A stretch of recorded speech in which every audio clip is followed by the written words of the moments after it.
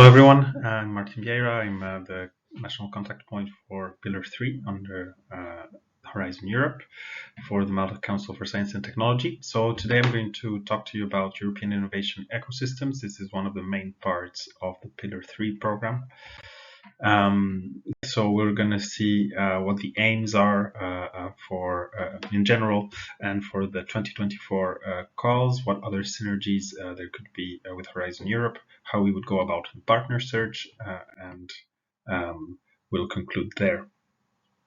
So European Innovation Ecosystems, or EIE as I'll refer to it from now on, is part of, as I said, Pillar 3, Innovative Europe. So Pillar 1 is more based on the basic research and the research infrastructure. Pillar 2 is more about applied research to overcome specific challenges. And Pillar 3 is about supporting the commercialization of new products and services, so more enterprise focused. And we have 3 programs under Pillar 3, the European Innovation Council, which funds startups' ideas from development to scale up. The European Institute of Innovation and Technology, or EIT, which as well supports SMEs in developing their ideas. And finally, EIE, which we will talk about today. And EIE is a bit different from these two, as it supports more how the ecosystems will support these innovative companies rather than funding them directly.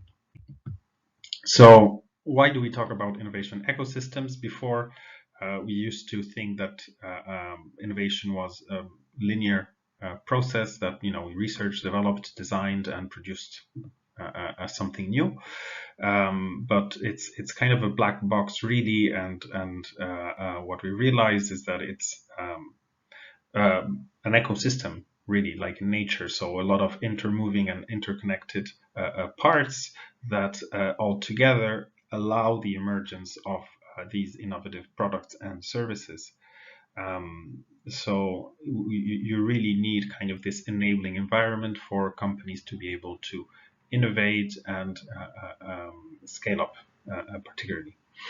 So we're talking about the participation of all types of actors, so not only businesses but also civil society, research and higher education, the government, but of course also other networks as well at national and international level, etc., etc.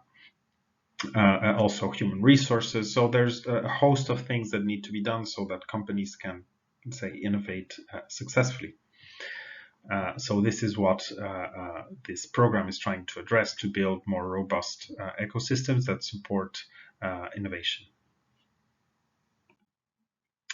So as I was saying, the ecosystem is composed of a lot of different actors, and this is what's let's say a bit different of the old way of thinking. So we really need to network a lot and contacted a lot of different types of actors, stakeholders, to be able to have an efficient ecosystems.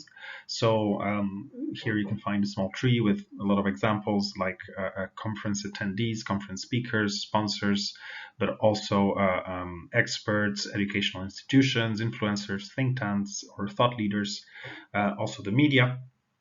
Of course, you have the whole innovative companies clusters, who have, of course, customers, the startups, partners, and the vendors and suppliers, the investment community, the consultancies, the incubators, and then all the public institutions.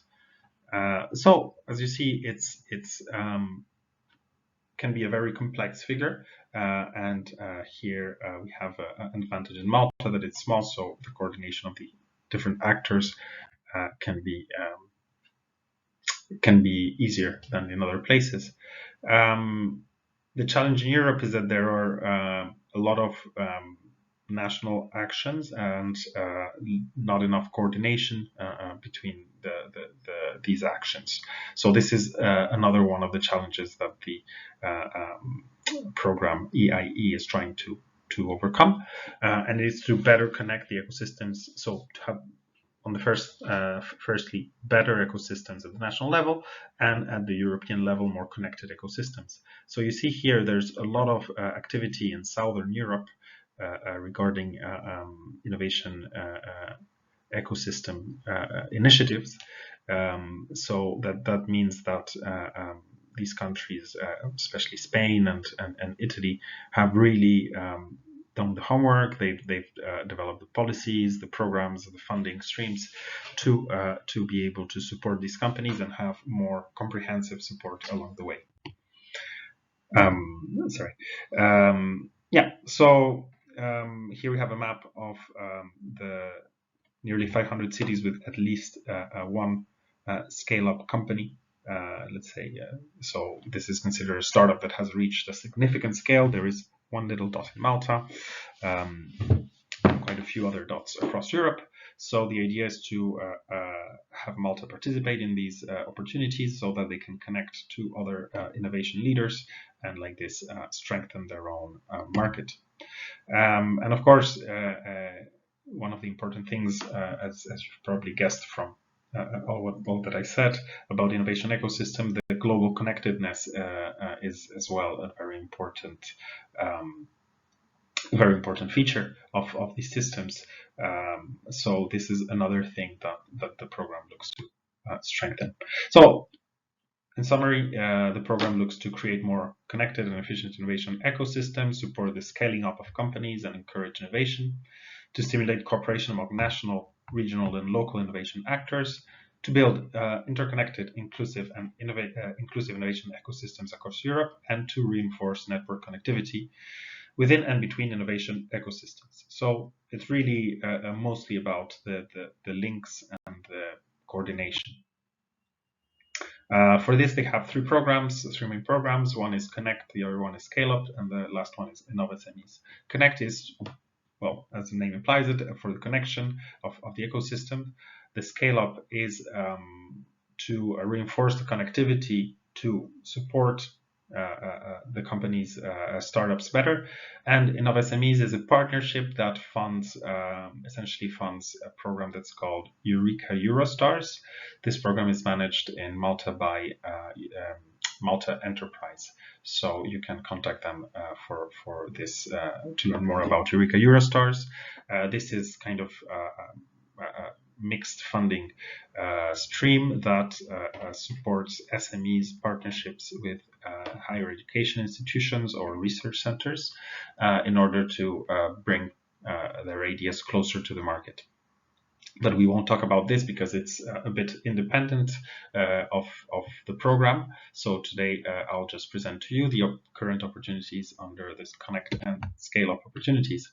So under Connect, we have the Mutual Learning and Support Scheme for national and regional innovation programs. It's about reducing fragmentation of innovation ecosystems and startup schemes to improve cooperation, learning and exchange between public authorities and agencies so that their funding schemes respond to the requirements of the EIC Accelerator plugin program.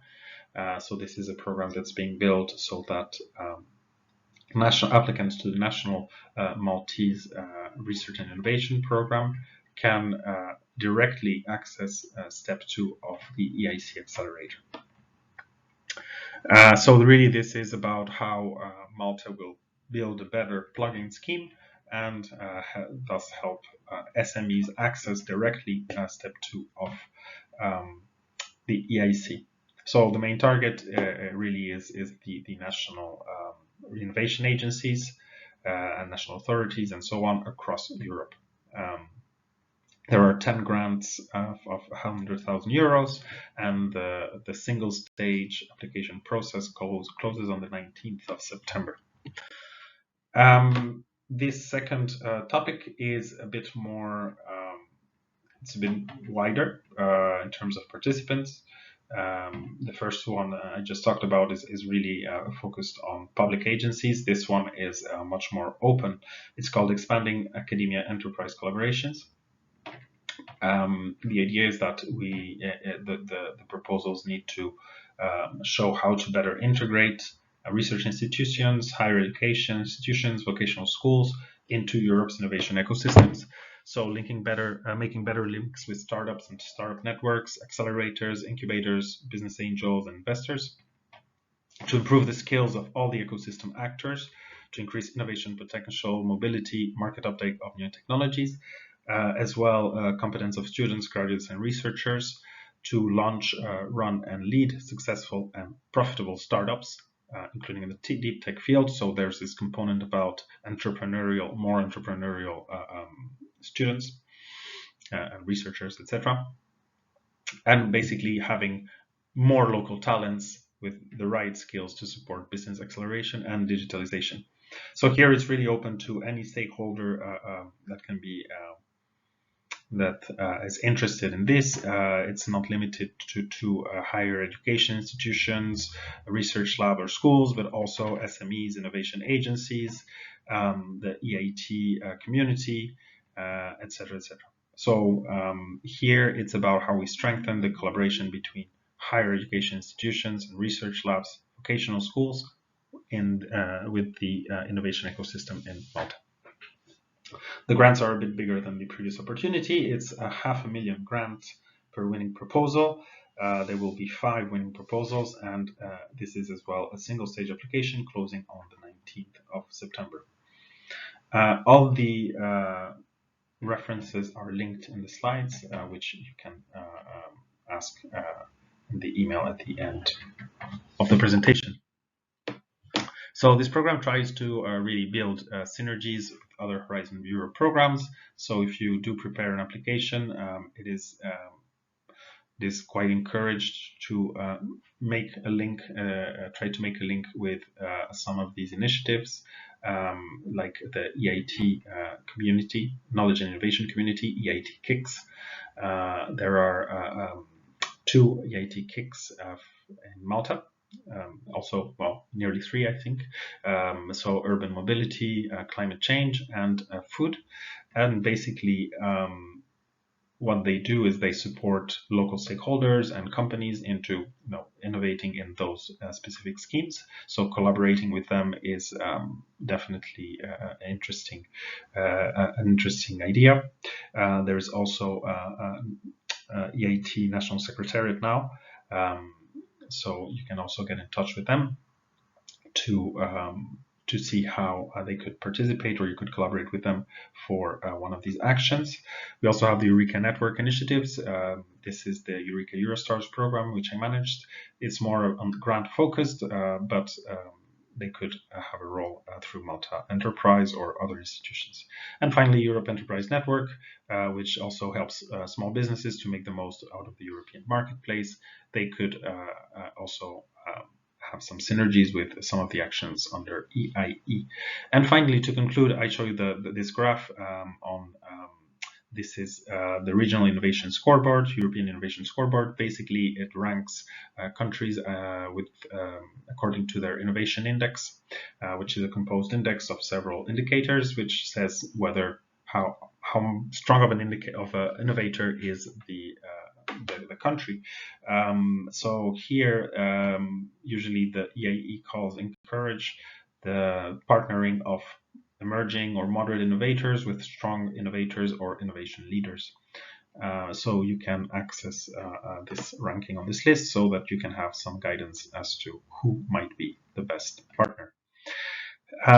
So I leave you with some links here. If you have any question, please contact us at horizon.malta@gov.t, and we'll put you in touch with the appropriate person and answer any of your queries. Thank you very much.